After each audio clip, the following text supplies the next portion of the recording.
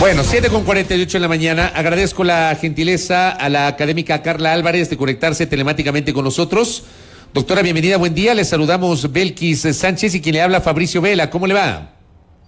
Buen día, Fabricio. Buen día, Belkis. Buen día a la audiencia también. Gracias, doctora. A ver, primero quisiera una valoración suya de lo que pasó ayer en el sector de Cristo del Consuelo en Guayaquil.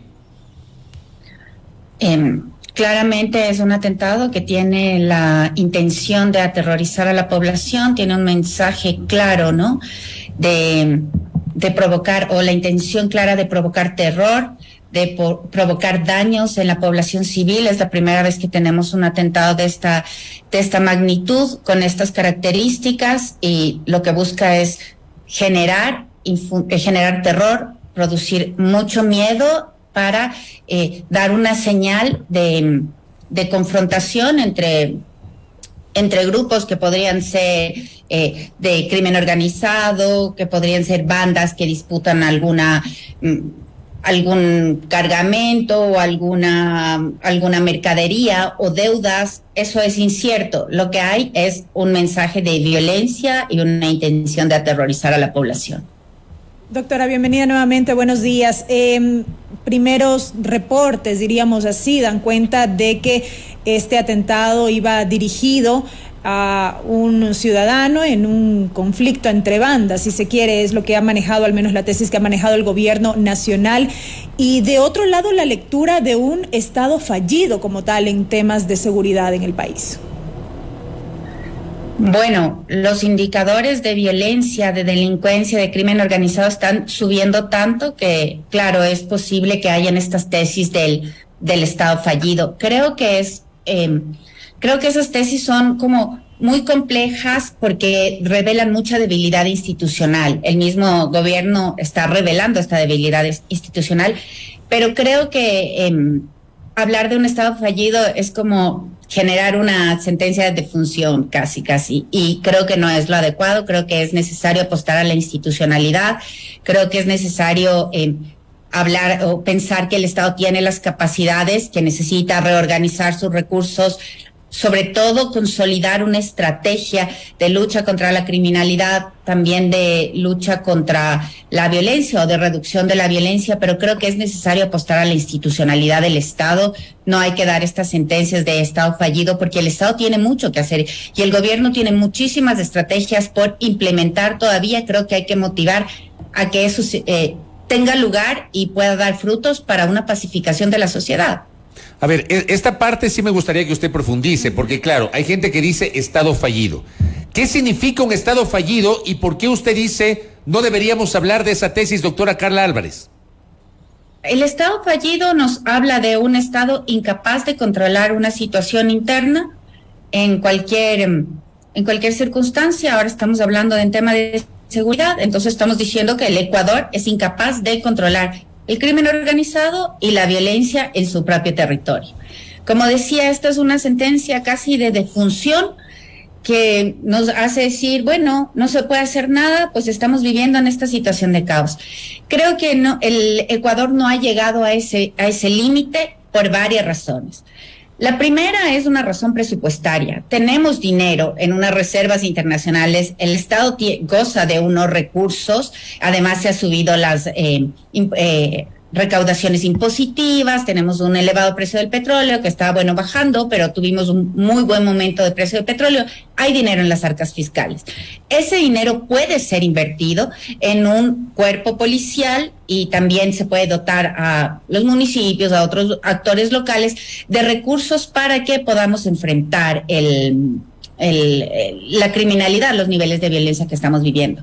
Además, estamos en una reorganización institucional, hemos vuelto a abrir el Ministerio del Interior, si bien todavía no está funcionando como debería, pues hay que dotarle de todas las capacidades para que se forme una estrategia que con estos recursos pueda implementarse sobre el Ecuador. Hay que motivar, hay que exigir al gobierno para que tome estas decisiones antes de de emitir esta partida de función. Hay que presionar para que se ejerza el liderazgo en el sector y para que se puedan tomar las medidas adecuadas para reducir la criminalidad y la violencia. Pero es que, doctora, quizás se emite esa partida de función, como usted señala, precisamente porque el sentir colectivo es que no ha habido acciones concretas y contundentes precisamente para poder tomar el control en estos temas por parte del Estado.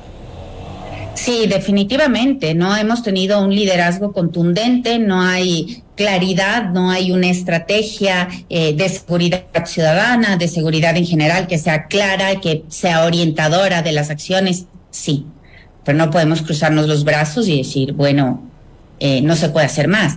Necesitamos que impulsar al gobierno, exigir al gobierno que se inviertan los recursos comprometidos, que se hagan las contrataciones que se deben hacer, por ejemplo, de más policías, de guías penitenciarios, que se dote tecnológicamente al sector seguridad, a las cárceles. Hay que exigir. Este es un momento, en una democracia, y este es un momento en el que tenemos que exigir la gestión adecuada de los recursos de seguridad y también el liderazgo adecuado del gobierno. Es decir, en democracia los mandantes somos los ciudadanos y ciudadanas. Tenemos que decir al gobierno, bueno, queremos que cumpla con lo ofrecido, tiene que cumplir porque estamos muriéndonos, no podemos cruzarnos de brazos y dejar que el ejercicio de la necropolítica, digamos, siga adelante y siga cobrando la vida de tanta gente como hasta el momento. Ahora, hay algo que yo lo comenté en la mañana en la primera parte de este espacio de noticias y acudo a usted, que es la estudiosa, la especialista en esas materias, para un poco profundizarlo, que es el tema de la estadística. Ayer, por ejemplo, el ministro del Interior decía que cuando se declaró el primer estado de excepción, las estadísticas señalaban una concentración indiscutible de la violencia en determinados lugares. Hemos logrado contener las muertes violentas en Guayaquil de 134 homicidios por mes, se redujo a 114. ¿Cuál es mi reflexión? Que claro, la realidad termina matando estadística, como me dijo algún oyente, y lo que, digamos, hay que hablar con la gente en Guayaquil. Yo tengo familia en Guayaquil y voy siempre a Guayaquil, por eso me siento tan cercano a esta ciudad. Hay que hablar con la gente y preguntarle nomás al guayaquileño común y corriente si siente que esta estadística la puede comparar con lo que en realidad está viviendo en la realidad, doctora. Definitivamente la percepción de victimización generalmente es más elevado de lo que realmente ocurre, pero esto no quiere decir que estamos negando la situación del país, de Guayaquil y de otras ciudades. Yo también soy muy cercana a Guayaquil, estuve viviendo ahí hasta hace pocos meses, tengo muchísimo afecto por esta ciudad y me da pena ver cómo la gente no puede ocupar los espacios públicos, se resiste a salir, está como muy atemorizada y definitivamente estamos viviendo una situación que no se vivía antes. Era posible ocupar el espacio público, vivir la ciudad de otras maneras. Y da pena que haya esta reclusión hacia el interior de las casas y que la gente esté tan atemorizada, porque eso afecta a la economía, etcétera. Pero quiero llamar la atención sobre el tema de que las estadísticas, si bien el dato mata el relato, las estadísticas también pueden ser manipuladas. ¿Y esto qué quiere decir? Que pues es posible sacar algunos indicadores de las estadísticas o algunos conteos de muertes para gestionar políticamente una gestión. Esto es lo que se debe evitar. Hay que pedir también, hay que hacer un seguimiento de las estadísticas que produce la policía. Otra cosa es que los incidentes de tanta violencia que hemos venido viviendo tampoco dan cuenta de una pacificación. Es decir, aunque hayan menos muertos diarios, estos eventos de tanta violencia como el evento del ataque terrorista del fin de semana, pues no nos hablan de una pacificación, nos hablan de una violencia que va creciendo y que genera una alarma y que tiene atemorizada todavía a la población. Entonces hay que exigir que nos den cuentas de las estadísticas, que nos digan qué están haciendo. Necesitamos también trabajar sobre la impunidad No tenemos grandes apresamientos, no tenemos una gestión de la justicia que vaya de la mano con las acciones policiales, por ejemplo. Eso también hay que pedir y eso genera tranquilidad en la población.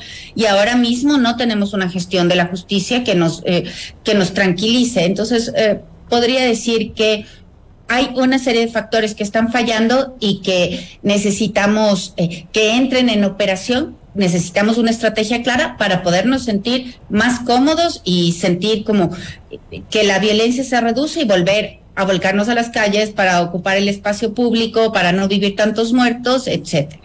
Ahora bien, tenemos un nuevo estado de excepción en Guayaquil, en el cual o mientras dure se dispondrá de toda la fuerza pública, ha dicho el presidente de la República en un tuit, para restablecer el control de la ciudad.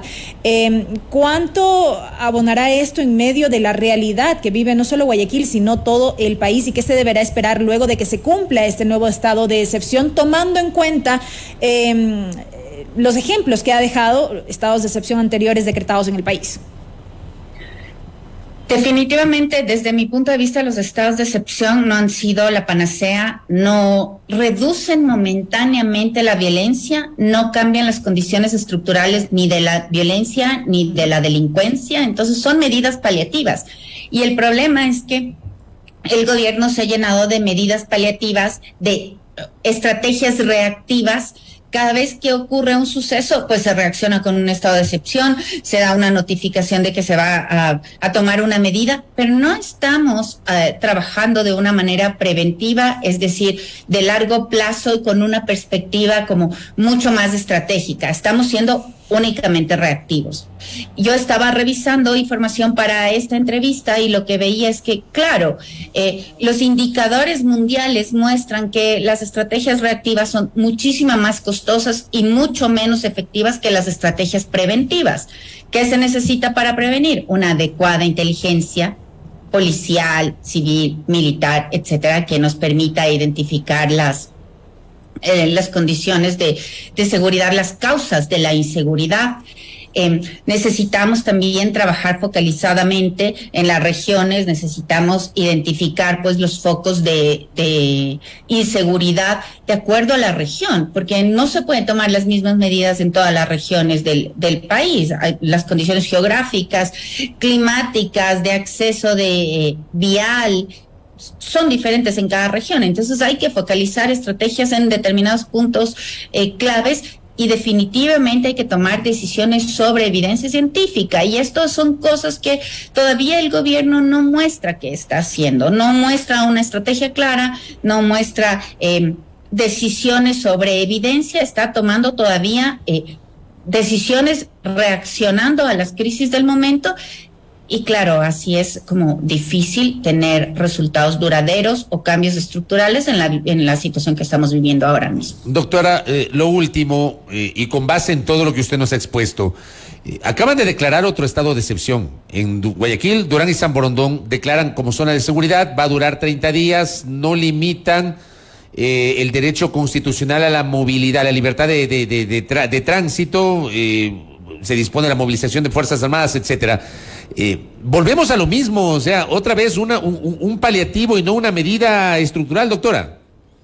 Claro, es como que usted tuviera un dolor de barriga constante y cada vez que le doy la barriga le doy una pastilla, le receto una pastilla, usted la toma, pasa y vuelve a ocurrir. Claro, esta es una medida paliativa que no está cambiando las condiciones de por qué usted tiene esta afección, si tiene una enfermedad de largo plazo, por qué está sufriendo este dolor recurrentemente. No, ese diagnóstico o esa atención de las causas estructurales no está ocurriendo en el Ecuador. El gobierno solo está reaccionando.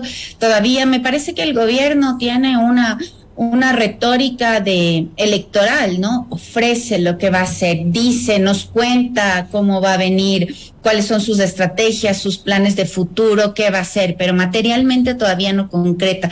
Es ahí donde debemos exigir que cumpla los ofrecimientos de dotación, de mejor dotación a la policía, de mejorar la infraestructura carcelaria, por ejemplo. También tiene que tener una política muy clara de hacia dónde va a dirigirlas o cómo va a combatir la inseguridad. En el Ecuador va a dedicarse a meter gente a la cárcel, va a dedicarse a combatir el delito, a prevenirlo. ¿Qué va a hacer?